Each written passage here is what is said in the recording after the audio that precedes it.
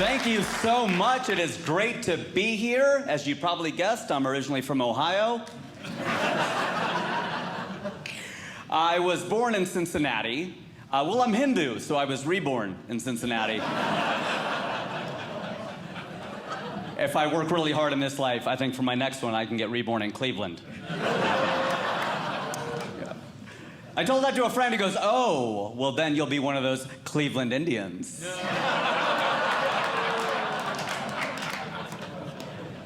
Or Cleveland Brown.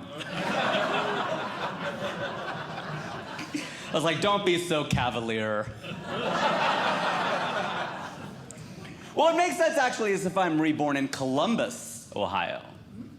Because, after all, Christopher Columbus was looking for us. You know that's why we're all here, right?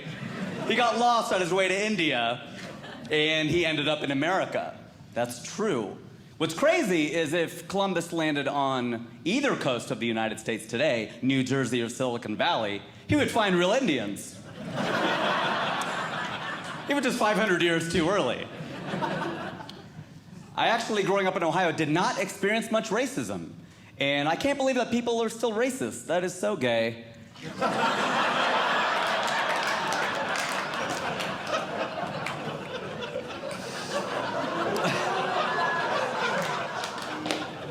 No, I could say that. Because I'm homophobic. No,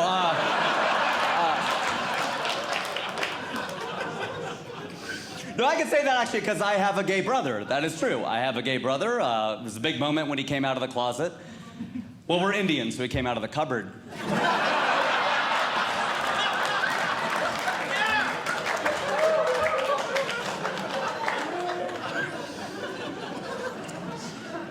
Gay or straight, dating in Ohio as a brown kid was not easy, all right? I'm not saying white girls did not call my house in high school. They did, but it was so I could help them with homework.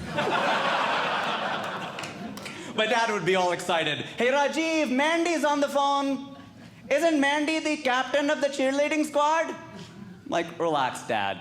Mandy's failing algebra."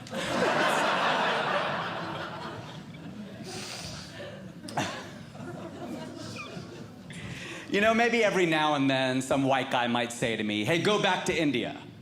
And so I did. I did a comedy tour. It was really good advice. 8 shows, 8 cities. That guy should be my agent. That was really good. The thing is, the reality is that if you want to make Indians laugh, all you really have to do is make fun of the British. Which I am totally down to do because I am Indian and I am American. So my people were colonized twice. And I often wonder that. I'm like, how did the British at the time conquered 90% of the countries in the world? How'd they do it? It's the voice. You say anything in that voice and it sounds right. It's true. If I say to you right now, 2 and 2 is 5, you're like, no, it's not. But if I go 2 and 2 is 5, love, you gotta think about it. They're smart. The British are smart, but they're not that smart. After all, they used to send their criminals to Australia. That is true. Australia was a penal colony for Britain. But if you've been to Australia, you already know this. It is a way better place than England. It's warmer, it's larger, cooler animals.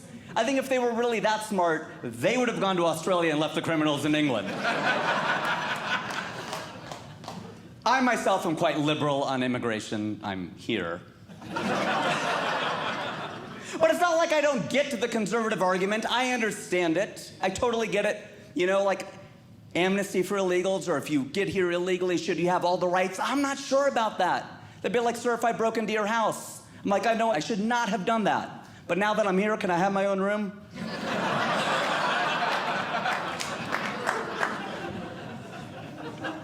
I get it. I get the argument. I understand it. The thing is, Cincinnati is very, very conservative. It's a conservative city. In fact, they built a creation museum.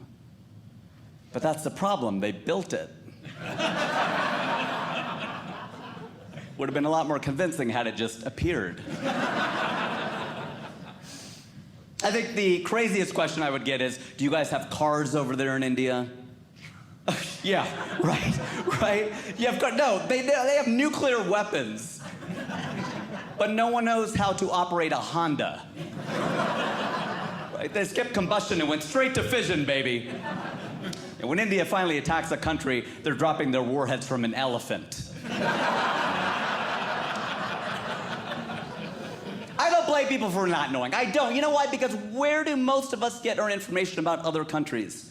Hollywood, TV shows, and movies, right? That's the thing. And for the most part, a lot of the movies show India as very poor. Not fair. It's on the come up now. It's not all that poor.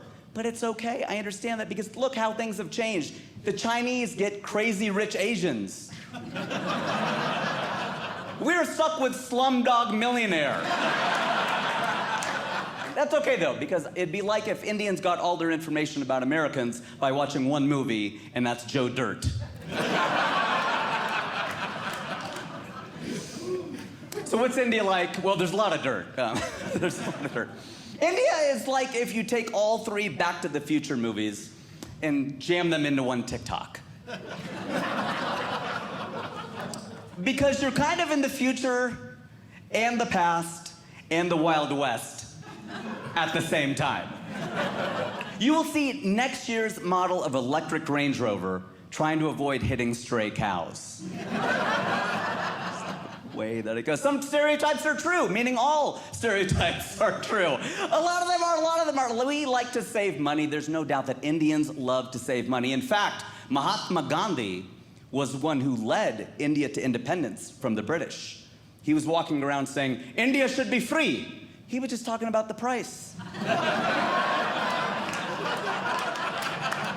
India reminds me a lot of the Middle East. I got booked to perform at a gig in Kuwait, and I had to do 70 minutes for 1,200 people, okay?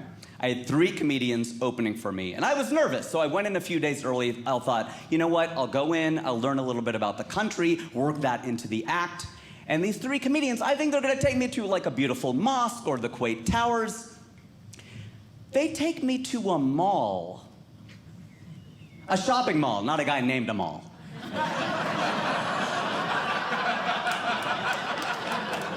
There are a lot of those over there, a lot of the malls, all right?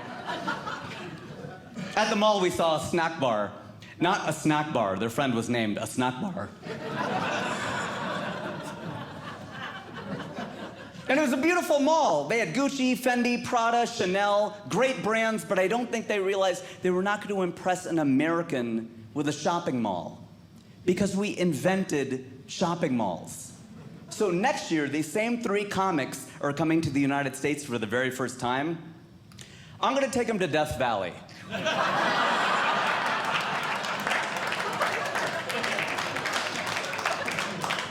I feel like it's the only way to get back at them. They take off from the Middle East, fly 20 hours, land at LAX, and I'm driving them right to the desert. Like, we have heat, we have sand, welcome to America.